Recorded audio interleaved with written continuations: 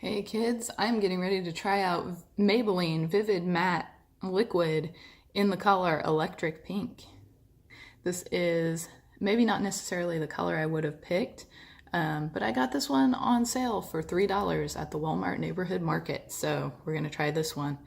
And this trial is not going to be about doing amazing things with makeup. This trial is going to be very much about wearing it in real life. And if this initial part of the trial where I, put the makeup on goes decently, then I will do some video of how it held up throughout the day. Okay, this is very bright pink, and I'm putting it on now. I don't know if I'm holding this right so you can see it.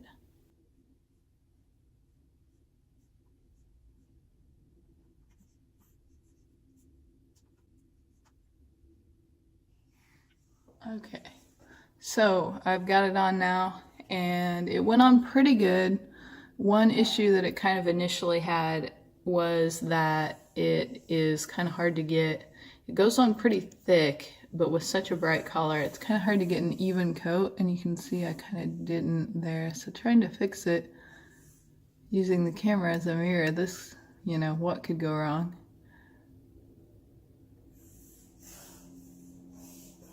I better use the real mirror.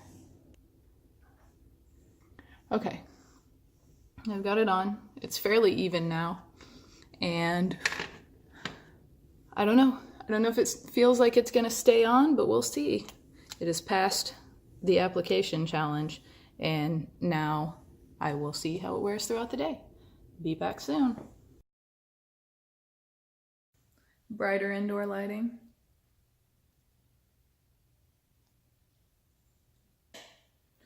Shadowy indoor lighting. Outdoor lighting.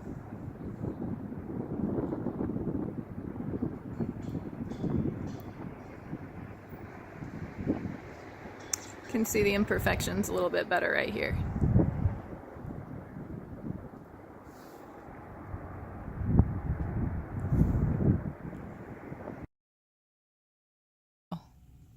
And I've been wearing it about 2 hours now.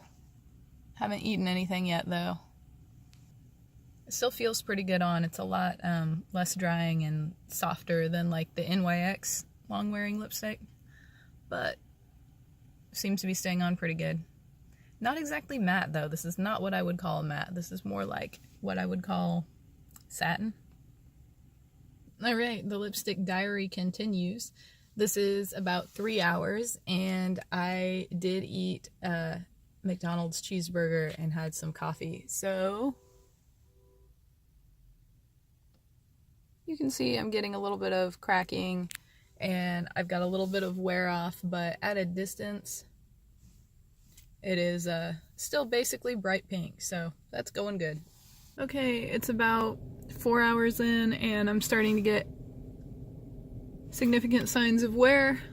So for my next trick, I'm going to see how the lipstick does touching up. And yes, I am in my car. This was supposed to be a real life field test, so this is probably how I would normally touch it up. And this shot is probably going to be a little bit weird because I'm going to be using the rearview mirror while I hold this phone in my face. But yeah, so basically trying to see how this touches up, because some lipsticks don't do well with being touched up if you don't entirely remove the old lipstick, so we'll see how this does.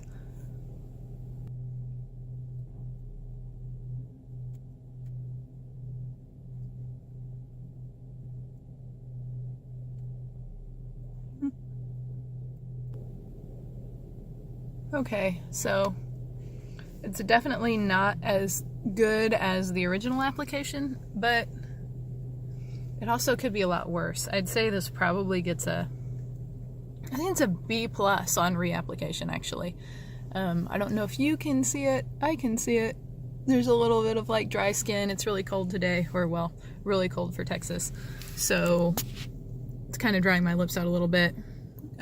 There's a little bit of unevenness from the reapplication, but really it's not that bad. For a cheap lipstick, this is really holding up really well. A lot better than I expected. And especially for a got on clearance for $3. cheap lipstick. I think the regular price is something like, I don't know, $7-ish. But still, even at $7, I think it's doing pretty well. I'm about 2 hours after touch-up, so about 6 hours after original application, and here's what we've got going on. It is still bright pink. It's got a little bit of, you know, peeling and cracking going on, but other than that, it's still bright pink when you glance at it, which is the point, right? And this is the very end of the day, long after I stopped caring about my lipstick. This is, I think, about 8 hours after the final touch-up.